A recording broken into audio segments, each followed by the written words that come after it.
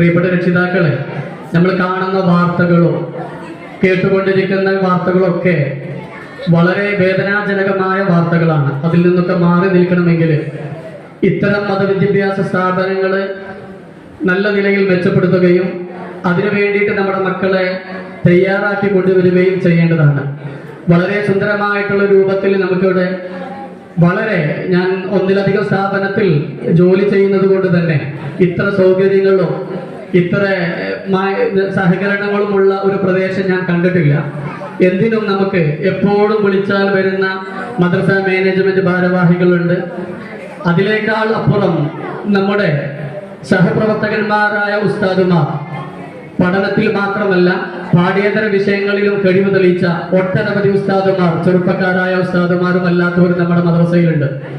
ഇനി 2 ഘടകങ്ങൾ മാത്രമേ നമ്മുടെ മുന്നിലുള്ളൂ. ഞാൻ ഒന്ന് സൂചിപ്പിച്ചു പോവുകയാണ്. ഒന്ന്, വിദ്യാർത്ഥികളായ നിങ്ങൾ, ഒരു സ്ഥാപനത്തിന്റെ നിലനിൽപ്പിന് 4 ഘടകങ്ങൾ ആവശ്യമാണ്. ഞാൻ കൂടുതലൊന്നും പറയുന്നില്ല, കഴിഞ്ഞ വർഷവും അതിന്റെ മുമ്പത്തെ വർഷങ്ങളൊക്കെ നമ്മൾ കേട്ടതാണ്. എങ്കിൽ പോലും ഒന്ന് സൂചിപ്പിക്കുകയാണ്. ഒന്ന്, വിദ്യാർത്ഥികൾ, അവരെ പ്രാപ്തരാക്കുന്ന അധ്യാപകന്മാർ, അതിന് എല്ലാ പിന്തുണയും നൽകുന്ന രക്ഷിതാക്കള്, അതുപോലെ തന്നെ അതിനു വേണ്ടിയിട്ടുള്ള സൗകര്യങ്ങൾ ഒരുക്കി തരാൻ വേണ്ടി പറ്റുന്ന മാനേജ്മെന്റ് ഭാരവാഹികള്. ഈ 4 ഘടകങ്ങളും ഒരുമിച്ച് കൂടി നിൽക്കുമ്പോഴേ ഒരു സ്ഥാപനത്തെ നമുക്ക് അതിന്റെ ഉയർച്ചയിലേക്കും അതിന്റെ ഉദ്ദേശശുദ്ധിയിലേക്കും എത്തിക്കാൻ കഴിയുകയുള്ളൂ. അതുകൊണ്ട് പ്രിയപ്പെട്ട രക്ഷിതാക്കളും അതുപോലെ തന്നെ മാനേജ്മെന്റ് ഭാരവാഹികളും സഹപ്രവർത്തകന്മാരും വിദ്യാർത്ഥികളും എല്ലാവരോടും കൂടി പറയുകയാണ്, നമ്മുടെ സ്ഥാപനമാണ്. നമ്മള് മാനേജ്മെന്റിനൊക്കെ കൂടുതൽ അറിയും. ഈ സ്ഥാപനത്തില് അല്ലെങ്കിൽ ഈ മഹല്ല് ഭാരവാഹികള് കാശ് പിരിച്ചിട്ട് ഇതിന്റെ ജമാഅത്തിന്റെ ഏറ്റവും കൂടുതൽ സംഖ്യ ഉപയോഗിക്കുന്നത് നമ്മുടെ മദ്രസക്ക് വേണ്ടിയിട്ടാണ്. അപ്പൊ ഇതിന് നല്ല രൂപത്തിലേക്ക് ആക്കി കൊണ്ടുവരേണ്ടതുണ്ട്. ഞാൻ ഇതിലൂടെ പറയാൻ കാരണം, ഒന്ന്, ഈ വർഷത്തെ പാഠപദ്ധതിയിൽ വളരെയധികം മാറ്റം വരുത്തിയിട്ടുണ്ട്.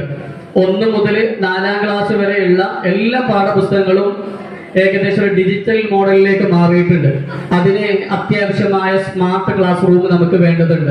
ഇപ്പോ 2 ദിവസം നമ്മുടെ മക്കൾക്ക് അവധി കൊടുത്തിട്ട് ഉസ്താദുമാരായ ഞങ്ങള് 4 മണിക്കൂറിന്റെ ക്ലാസ് കേട്ടു. നിർബന്ധമായിട്ടും ഈ വർഷം മക്കൾ മാത്രമല്ല മദ്രസയിൽ ചേരുന്നത്, മക്കളോട് കൂടെ രക്ഷിതാക്കളും കൂടി ഉണ്ട് എന്ന് ഓർമ്മപ്പെടുത്തുകയാണ്. ഓരോ പാഠത്തിലും ആ പാഠത്തിന്റെ പ്രധാനപ്പെട്ട ഭാഗങ്ങള് QR കോഡിൽ കൊടുത്തിട്ടുണ്ട്.